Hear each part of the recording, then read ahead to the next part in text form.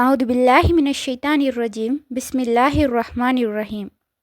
அல்லாஹ்வின் அருள் கொண்டு அல் குர்ஆனின் ஒளி உங்கள் இதயங்களை பவளமாக மாற்றட்டும் இன்ஷா அல்லாஹ். நூருல் குர்ஆன் ஒஃபிஷியல் யூடியூப் சேனல் ஊடாக உங்களுக்கு சலாத்தை தெரிவித்துக் கொள்கின்றேன். அஸ்ஸலாமு அலைக்கும் வரஹ்மத்துல்லாஹி வபரகாத்துஹு. நிச்சயமாக என்னுடைய பதிவுகள் அனைத்தும் எனக்கே முதல் நினைவூட்டல். வியாழன் மஹ்ரிபிலிருந்து வெள்ளிக்கிழமை மஹ்ரிப் வரைக்கும் நமக்கு மகத்தான நேரம் ஒன்று இருக்கின்றது. அந்த நேரத்தில் நாம் ஓதக்கூடிய திக்ர்களில் 4 வகையான திக்ரை பற்றித்தான் இன்ஷா அல்லாஹ் இன்றைய பதிவில் நாம் பார்க்க இருக்கின்றோம்.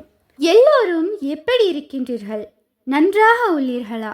இன்ஷா அல்லாஹ் நன்றாக இருக்கின்றீர்கள் என்றால் அல்ஹம்துலில்லாஹ் என்று கமெண்ட் செய்யுங்கள்.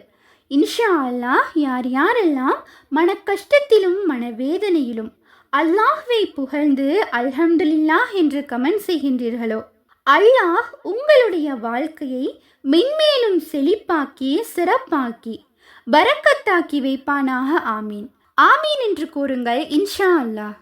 அதை பற்றிய ஹதீஸ்களை பார்த்தோமானால், தொழுகைக்கு பிறகு அல்லாஹ்வை புகழ்ந்து பின்னர் சலவாத்து சொல்பவரை பார்த்து கூறினார்கள், துஆ செய் ஏற்றுக்கொள்ளப்படும், வேண்டியதை கேள் வழங்கப்படும் என்று. இது நசாயி ஹதீஸ் கிரந்தத்தில் பதிவிடப்பட்டுள்ள ஒரு ஹதீஸ். எனவே நாம் வியாழக்கிழமை மஹ்ரிபில் இருந்து ஒவ்வொரு தொழுகைக்கும் பிறகும் அல்லாஹ்வை புகழக்கூடிய ஒரு வார்த்தையை நாம் முதலில் கூற வேண்டும். அல்லாஹ்வை புகழக்கூடிய திக்ருகள் ஏராளமாக இருக்கின்றது. அதிலும் நமக்கு மிகச்சிறந்த பலனை கொடுக்கக்கூடிய திக்ராகவும் இன்னும் அல்லாஹ்வுக்கு மிக பிடித்தமான, மேலும் நம் விதியில் இல்லாத ஒன்றை கேட்டாலும் அல்லாஹு தாலா நமக்கு கொடுக்கக்கூடிய ஒரு திக்ர். அந்த திக்ர் என்னவென்றால், யா அர்ஹமர் ராஹிமீன், யா அர்ஹமர் ராஹிமீன், யா அர்ஹமர் ராஹிமீன். இதன் பொருள், கிருபையாளர்களுக்கெல்லாம் மாபெரும் கிருபையாளனே எனும் திக்ரை கொண்டு நாம் கேட்கும் போது நிச்சயமாக அல்லாஹு தாலா மறுக்கவே மாட்டான். ஏனென்றால் இதனை நாம் 3 முறை ஓதினோம் என்றாலே நமக்காக நம்முடைய துஆக்களை கபூல் செய்வதற்காக அல்லாஹ் மலக்குமார்களை நியமிக்கின்றான். இன்னும் இது பற்றி ஏராளமான ஹதீஸ்கள் காணப்படுகின்றது. குறிப்பாக விதியில் இல்லாத ஒன்றை நாம் துஆவாக கேட்டாலும் அல்லாஹ் நமக்கு மறுக்காமல் கொடுக்கக்கூடியது இந்த ஒரு திக்ர். எனவே இன்ஷா அல்லாஹ் இந்த திக்ரை நாம் 3 முறை ஓதிக்கொள்வோம். அடுத்து சலவாத்து கூற வேண்டும். ஒவ்வொரு தொழுகைக்கு பிறகும் அல்லாஹ்வை புகழ்ந்துவிட்டு நாம் சலவாத்து கூற வேண்டும்.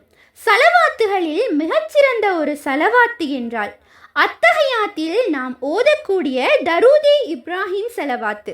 இந்த சலவாத்தையும் ஓதிக்கொள்ளலாம். அல்லது ஸல்லல்லாஹு அலா முஹம்மத் ஸல்லல்லாஹு அலைஹி வஸல்லம், ஸல்லல்லாஹு அலா முஹம்மத் ஸல்லல்லாஹு அலைஹி வஸல்லம், இந்த சலவாத்தையும் நாம் ஓதிக்கொள்ளலாம். ஏனென்றால் ஒவ்வொரு முறையும் நாம் சலவாத்து ஓதும் போது அல்லாஹ் நம்மீது 10 அருட்கொடைகளை பொழிகின்றான். இன்னும் 10 பாவங்களை மன்னிக்கின்றான். இன்னும் 10 தரஜாக்களை உயர்த்துகின்றான். எனவே நாம் ஒவ்வொரு முறையும் சலவாத்தை ஓதும் போது அல்லாஹ்வினுடைய அருட்கொடைகள் நமக்கு கிடைக்கின்றது. இன்ஷா அல்லாஹ் ஒவ்வொரு தொழுகைக்கும் பின்னும் ஏதாவது ஒரு சலவாத்தை 3 முறை ஓதிக்கொள்ள வேண்டும். இன்னும் நபி ஸல்லல்லாஹு அலைஹி வஸல்லம் அவர்கள் கூறினார்கள், சலவாத்து ஓதுவது என்பது உங்கள் கவலைகளை தூரப்படுத்துவதோடு உங்கள் பாவங்களுக்கு உங்களுக்கு பரிகாரமாக அமையும். எனவே நாம் சலவாத்தை ஓதுகின்றோம் என்றால் பலவிதமான சிறப்புகளை நமக்கு அல்லாஹ் கொடுக்கின்றான். அவனுடைய அருட்கொடைகளை நமக்கு வழங்குகின்றான். இன்னும் எம்முடைய கவலைகள் எம்மை விட்டு நீங்குவதற்கு சிறந்த ஒரு வழியாக இது இருக்கின்றது. மிகச்சிறந்த அமலாகவும் இது இருக்கின்றது. நாம் செய்த பாவங்கள் அனைத்துமே நமக்கு மன்னிக்கப்படுகின்றது. இன்னும் சலவாத்தை ஓதினோம் என்றால் மறுமையில் நபியவர்களின் சிபாரிசை பெற்றுத்தரக்கூடியதாக இருக்கின்றது. எவ்வளவு சிறப்பு என்று பாருங்கள். நாம் ஒரு சலவாத்தை தான் ஓதுகின்றோம். ஒரு முறை ஓதினால் கூட அதன் பலன்கள் மிக மிக பெரிதாக நமக்கு கிடைக்கின்றது. அதிகமான பலன்களை நமக்கு பெற்றுத்தரக்கூடியதாக இருக்கின்றது. இன்ஷா அல்லாஹ் ஒவ்வொரு தொழுகைக்கும் பிறகும் நமக்கு தெரிந்த ஏதாவது ஒரு சலவாத்தை நாம் 3 முறை ஓதிக்கொள்ள வேண்டும். அடுத்து துஆக்கள் கபூல் செய்வதற்கு அல்லாஹ்வை புகழ வேண்டும், சலவாத்தை கூற வேண்டும். அடுத்து நம்முடைய பாவங்களுக்கு நாம் மன்னிப்பு கேட்கவில்லை என்றால், நாம் நம்முடைய தேவைகளை கேட்டுக்கொண்டிருக்கின்றோம் என்றால் நம்முடைய துஆக்கள் நிச்சயமாக கபூலாக்கப்படாது. ஆகவே நம்முடைய பாவங்களுக்கு மன்னிப்பு கேட்ட பிறகுதான் நம்முடைய துஆக்களை கேட்க வேண்டும்.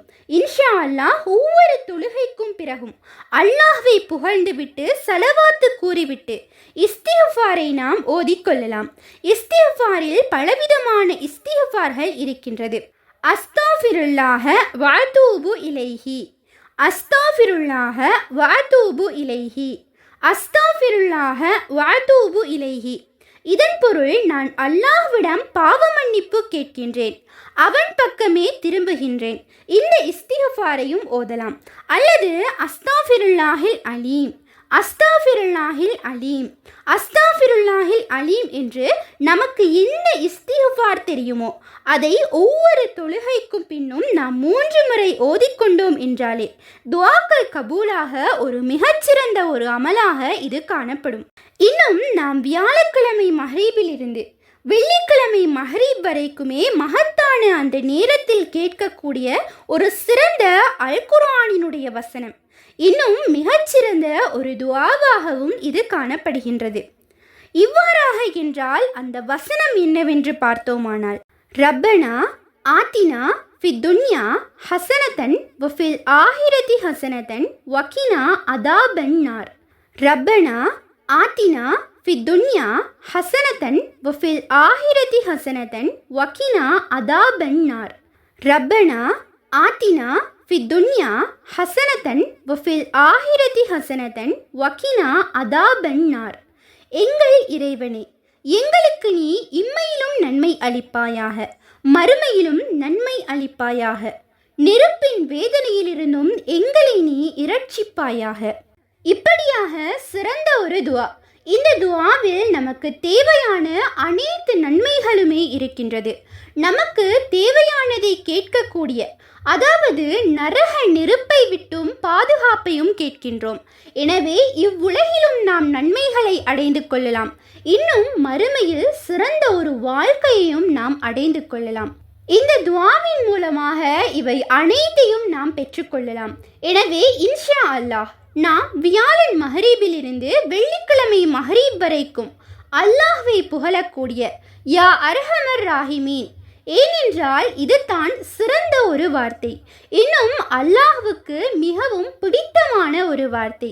இந்த யா அர்ஹமர் ராஹிமீன் என்பதனை 3 முறை ஓதுகின்றோம். ஏதாவது ஒரு சலவாத்தை 3 முறை ஓதுகின்றோம். அடுத்து ஏதாவது ஒரு இஸ்திக்ஃபாரை 3 முறை நாம் ஓதுகின்றோம்.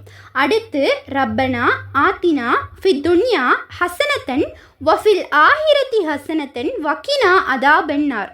இந்த திரு குர்ஆனினுடைய வசனத்தையும் நாம் 3 முறை ஓதிவிட்டு அல்லாஹ்விடம் நாம் வெள்ளிக்கிழமை மஹ்ரிபில் நாம் துஆ கேட்டோம் என்றால் இன்ஷா அல்லாஹ் நிச்சயமாக உங்களுக்கு அனைத்து தேவைகளையுமே அல்லாஹ் நிறைவு செய்து தருவான்.